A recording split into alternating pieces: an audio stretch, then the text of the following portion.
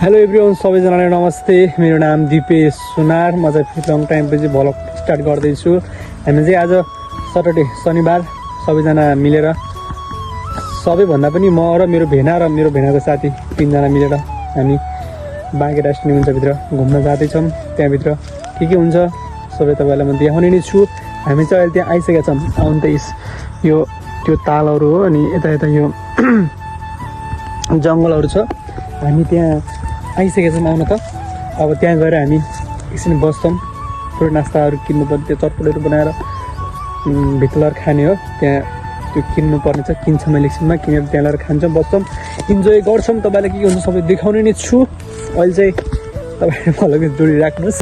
यहाँ मैले सोधेँ होइन, यो यसो खनिराख नि हो, यसो खनेको केले हो, त्यहाँ पनि खने धेरै ठाउँ खने क्या।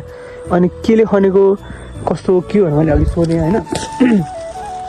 सोद्धाखेरि त्यो हुन्छ नि बँदेल के, बँदेल चाहिँ यहाँ आउँछ अरे क्या। बँदेलहरू यो यो हिलोमा के खेल्न के खान आउँछ अरे, अनि हामीले सुनेको। अनि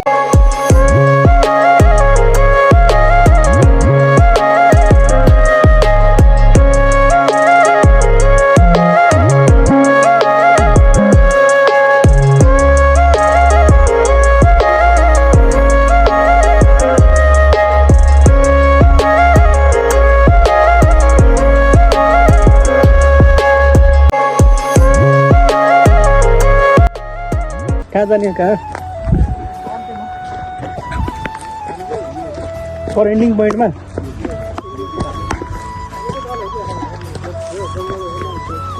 होइन, खनेर बनाएको होइन कि यो भेनाजी, यस्तो खाँदैबाट भनेको यत्रो खनेर खान्छ नि।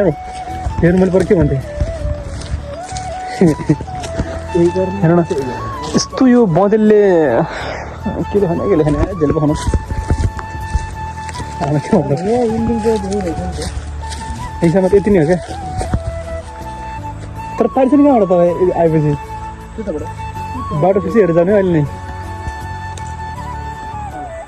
यस्तो टक्क जाने त्यहाँबाट चट्ट पार्कमै जान पनि अहिले नै टक्क फिक्स गरेर जानु है। कहाँबाट के कुन बाटो जाँदा के हुन्छ एकैछिन त होइन, 5 मिनट। तो जङ्गल चाहिँ बेस्ट आयो मलाई।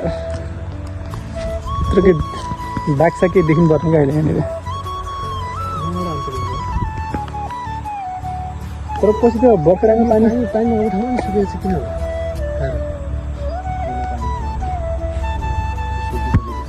अनि यो बुटा सुक्नुको ढिसान चाहिँ के हो यार?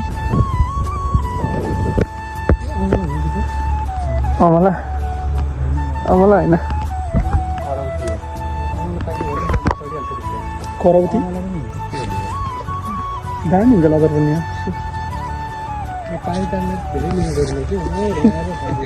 हजुरलाई पारिभन्दा अगाडि बेस छ। यता के छ भने चाहिँ यता मान्छे आउँछन् क्या, यता मान्छे धेरै बाटो यहाँ पत्रपट्टि छ, मान्छे आउँछन् यहाँ। तपाईँले त्यो पारि गयो भने बेस छ क्या। किनभने जो त यहाँ छ त्यहाँ आउने हो, यहाँ आएर जाने हो।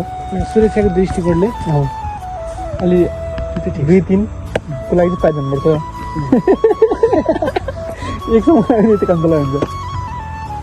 जङ्गलमा कस्तो लेखेको ट्राई गर्नुहुन्छ मलाई। जङ्गलको फ्रेस हावामा स्वच्छ हरियाली वातावरण हेर्दै अक्सिजन खाएर हरियाली वातावरणमा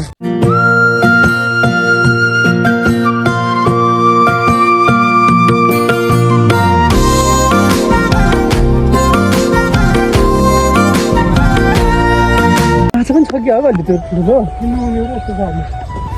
बहुत नसालो छ कि। हेर्नु न यस्तो यो छब्राए भेग छ होइन। माछा पाल्नुपर्छ क्या, ल्याएर हाल्ने यहाँ अनि पाल्ने गई अनि माछा खाने बियरसँग। गोहीलाई दामी हो नि पाल्ने फेरि एकदम ल्याएर हाल्नुपर्छ, यहाँ हुन्छ होला।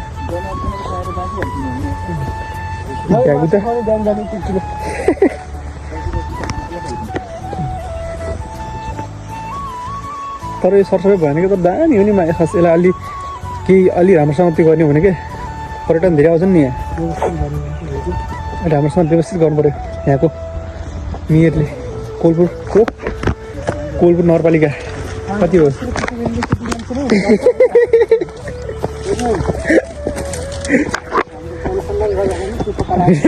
गर्दाखेरि बसेर मुद्दे मान्छेले यस्तो गरे हो है निचेसम्म आउनुहोस् बाटोमा नबुझ्नु बसेर मुद्दे मान्छेले कृपया बाटोमा बुझ्नु होला भन्ने म अनुरोध गर्न चाहन्छु अलिक साइडमा बुझ्दैन होला धेरै चाहिँ त्यस्तो बसेर मुदेको देख्छु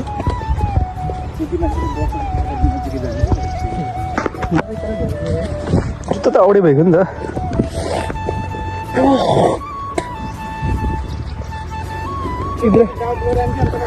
अब मान्छे यत्रो घुम्नु जाएपछि फेरि नि अब मान्छेको भिड भएपछि